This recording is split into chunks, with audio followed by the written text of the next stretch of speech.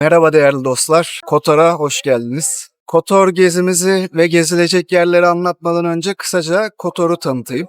Tarihi güzellikleriyle aynı zamanda da doğal güzellikleriyle de ünlü bir yer. UNESCO'nun hem tarihi hem de doğal güzellikler alanında koruma altına aldığı bir şehir.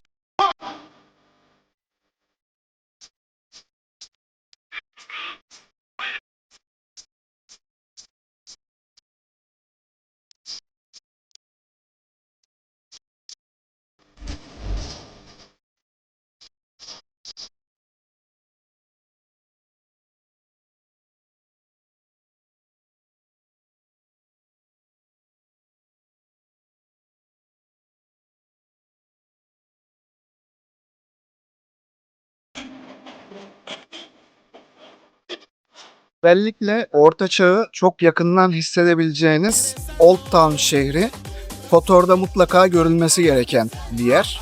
Burası çok iyi korunmuş. Etraftaki dağlardan dolayı doğal bir sığınak oluşturmuş. Kotor Körfezi'ne giriş de bayağı bir dar. O yüzden çok fazla işgale uğramamış. Bu nedenle tarihi yapısını korumuş. Old Town bölgesinde 3 tane kapı var. Bu kapılardan en büyüğü Deniz Kapısı. Deniz Kapısı'ndan girdiğinizde silah meydanına çıkıyorsunuz. Askeri meydan diye geçiyor.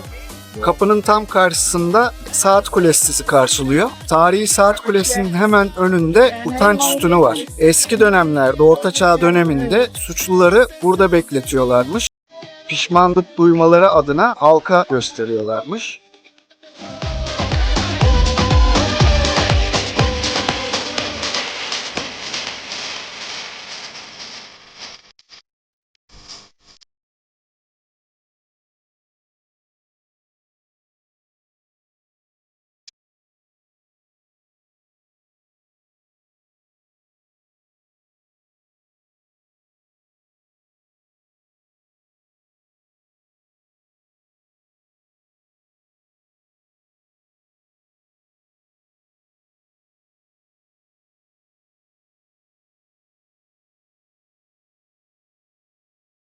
Me está iluminando y mientras tú pasas, mi cuerpo está temblando.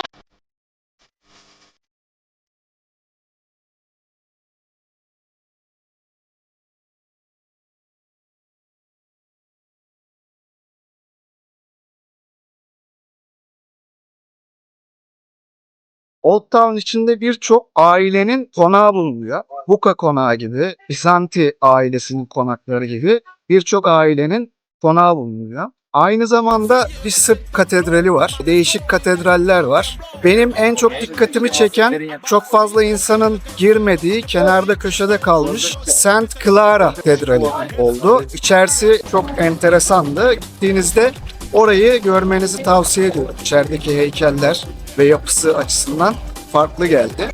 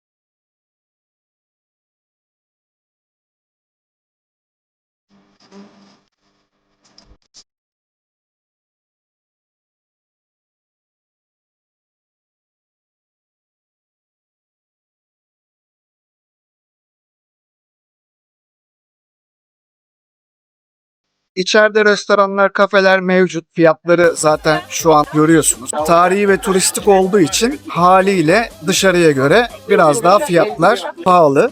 Dar sokaklarda yürümek zaten insana başlı başına orta çağı hissettiriyor. Özellikle güneşli ve sıcak bir günde geldiyseniz o dar sokakların gölgesinde yürümek gayet iyi geliyor. Old Town'dan çıkıp sağa döndüğünüzde devam ettiğinizde Campana Tower var. Burası şehrin işgalini önlemek için yapılmış bir yer. Zamanla güçlendirilmiş ve bu hale almış, koruma sağlayan bir yer olmuş. Kruz gemilerinin sıklıkla uğradığı bir yer Kotor Körfezi. Kotor Körfezi'nde de Kotor şehri. O nedenle burada kruz gemilerini de görmek mümkün. Kotor'un içerisinde Kotor plajı var. Orada yüzebiliyorsunuz. Buraya kadar izlediyseniz, videoyu beğenirseniz ve abone olursanız çok sevinirim. Kotor Körfezi etrafında birçok şehir bulunuyor. Ben şu an Perast'tayım. Arkamda görmüş olduğunuz Perast. Kotor'a 15-20 dakika mesafede bir ortaçağ köyü. Burası mutlaka görmenizi tavsiye edeceğim bir yer. Kotor'a gelindiğinde genelde burası atlanıyor. Aslında buraya gelmek çok basit. Old Town'dan çıktığınızda Campana Tower'ı geçtiğinizde Kalemiye AVM var. AVM'ye gelmeden hemen onun önünden otobüsler kalkıyor. Bunlar lokal otobüsler. 1,5 euroya buraya gelebiliyorsunuz. 15-20 dakikada buraya ulaşabiliyorsunuz. Perast gerçekten görülmesi gereken bir yer. Ortaçağ köyü ve tamamen doğallığını korumuş durumda.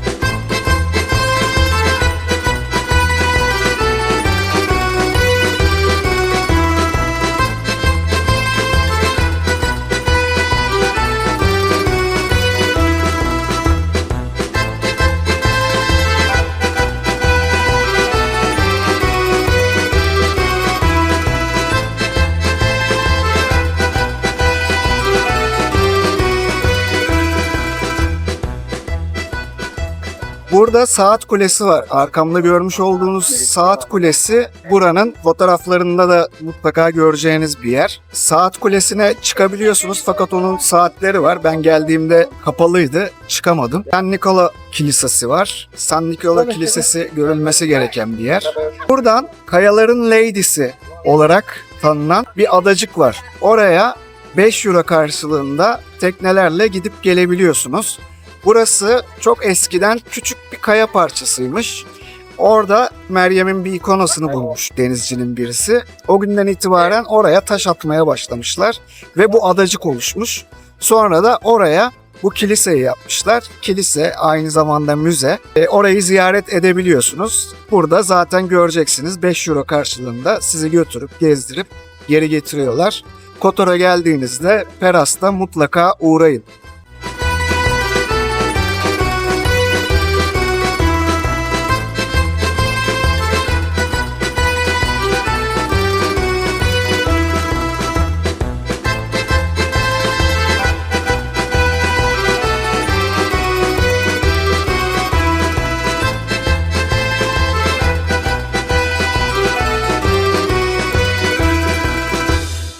Kotor gezinizi buna göre planlarsanız çok rahatlıkla gezebilirsiniz. Soracağınız sorular olursa yorumlara yazarsanız cevaplamaya çalışacağım. Videomu beğenirseniz, kanalıma abone olursanız çok sevinirim.